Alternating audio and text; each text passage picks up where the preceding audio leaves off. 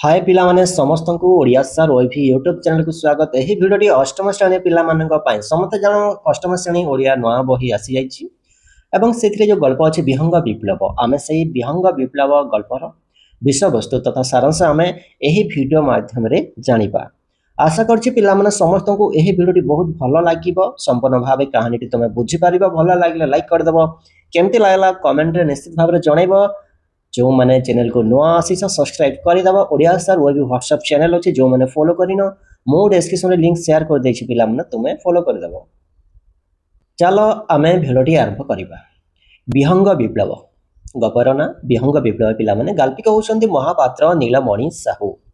तांको जन्मस्थान कटक जिल्लार नियाली गाँव रे से जन्मग्रहण करथिले। एही गल्परे गाल्पिक महापात्र नीलमणि साहू सामाजिक जीवन दुर्नीति तथा लांचखिया शासन व्यवस्थार एक वास्तव चित्र पक्षी मानक माध्यम गाल्पिक एठी उपस्थापन करछन्ते। वर्तमान जो समाज रे जहाँ घटुची जो दुर्नीति घटुची जो अत्याचार दुर्नीति लांच कारबार यार चित्र को उपस्थापन करछन्ते गाल्पिक पक्षी मानक माध्यम पक्षी मानक कथोपकथन माध्यम एही विहंग विप्लव गल्पर विषय वस्तु आम चारोटी भाग में जानवा चेष्टा करवा। प्रथम अच्छी पिला माने हलदी बसंतर दुख एवं मांकड़ बुढ़ा मांकड़ार अत्याचार प्रथम भाग में रही आम से कौन अच्छी प्रथम आम जाना।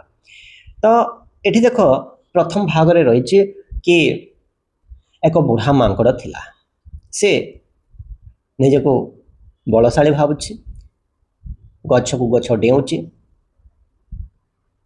फल कौन हो जो हलदी बसंत पक्षी घर कर बसा तैयारी करता बसा ध्वंस हो जाउची नष्ट हो जाउची।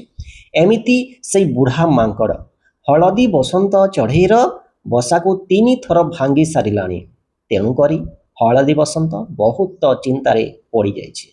हलदी बसंत माँ हलदी बसंत एवं से पुरुष हलदी बसंत उभय चिंतार पड़ जाइछन्ति। केबे से माने बसा तैयारी करिवे एपटे जे पुणी बसंत ऋतु आसिलानी केबे पुणी तांकर अंडा फुटेबे केबे छुआ जन्म हेबे छुआ मानक पई पुणी खाइबा आहार केबे आनीदेबे ए सब चिंतार पड़ जाइछन्ति उभय हलदी बसंत चढ़ई।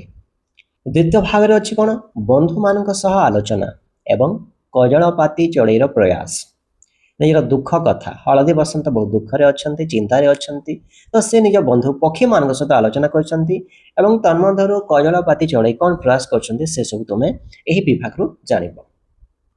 तो से समय डामरा काऊ बग कजलपाती चढ़ई गंगई समस्ते एकाठी हेले समस्ते हलदी बसंतर दुख कथा बुझिले जानिले।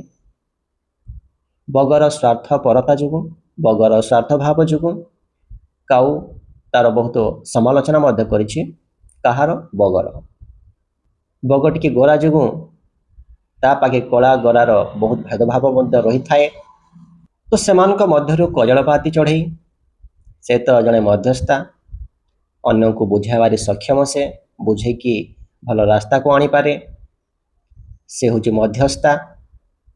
तेणुक कजलपाती चढ़ई बुढ़ा मांकड़ पाखक गला से जो अन्याय अत्याचार करुच्ची हलदी बसंत उपरे ताहा न करिबा पई कजलपाती चढ़ई बुढ़ा मांकड़ को बहुत बुझाइला किंतु बुढ़ा मांकड़ मोटामोटी किछि भी बुझिला नाही बरं से पुणी मकदमा लढ़िबा पई मध्य भय कला नाही। राजांक दरबार हाजर हवा पई उपस्थापन हवा पई मध्य मन टिके भय कला नाही। तृतीय भाग में कौन अच्छी लांचुआ राजांक दरबार एवं अन्याय विचार कौन अच्छी लांचुआ राजांक दरबार अच्छी एवं अन्याय विचार। तो जेहेतु बुढ़ा मांकड़ अन्याय अत्याचार करिछि हलदी बसंत उपरे तेणु से मोकदमा से अन्याय अत्याचार विचार कथा सीधा जाई पहुँचला राजांक पाखे। राजा थिले किए भालू एवं मंत्री थिले श्रुगाल। तो राजांक पाखे वर्तमान विचार अवस्था रे सही विषय वस्तु रही। तो कौन है हलदी बसंत पक्षर काऊ वकिलाती करथिले हलदी बसंतर सपक्ष से कहूथिले। यह शुणे कि भालू महाराजा निष्पत्ति नेले प्रथम कौन कहले मांकड़ को बुढ़ा मांकड़ को उचित दंड दिया जेहेतु से भूल कर उचित दंड दिया किंतु बुढ़ा मांकड़ से समय कहूँ कौन ए महाराज आपण आगु को देखी विचार कर खाली पछ को टिके देखंतु किंतु मांकड़ सतरे कौन आनी पछरे से रखी देइथिला गोटे पाचिला पणस ताहा देखिकी भालू महाराज लोभरे पड़गले एवं संगे संगे निजर राय बदलाई देले जो से दंड देउथिले काहाकू बुढ़ा मांकड़ को संगे संगे तांकर निष्पत्ति बदलाई देले एवं से बुढ़ा मांकड़ को निर्देश घोषणा करी हलदी बसंत को दोषी बोली साब्यस्त कले। एही निष्पत्ति सुनिला परे समस्त पक्षी रागिगले असंतोष प्रकाश कले।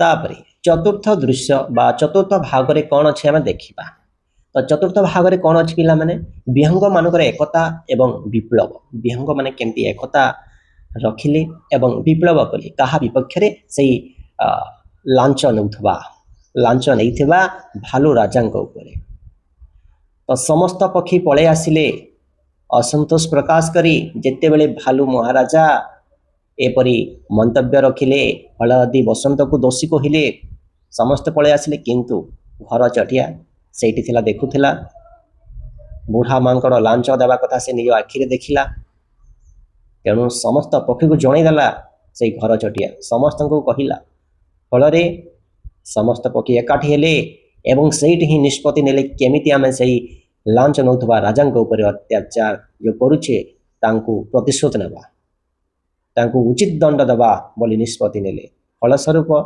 समस्ते काऊ कोइली सागुणा चिल जहाँ थिले समस्ते निज थुंट माध्यम से भालू महाराज श्रृगाल समस्त को एवं से मांकड़ को मध्य उचित दंड देले।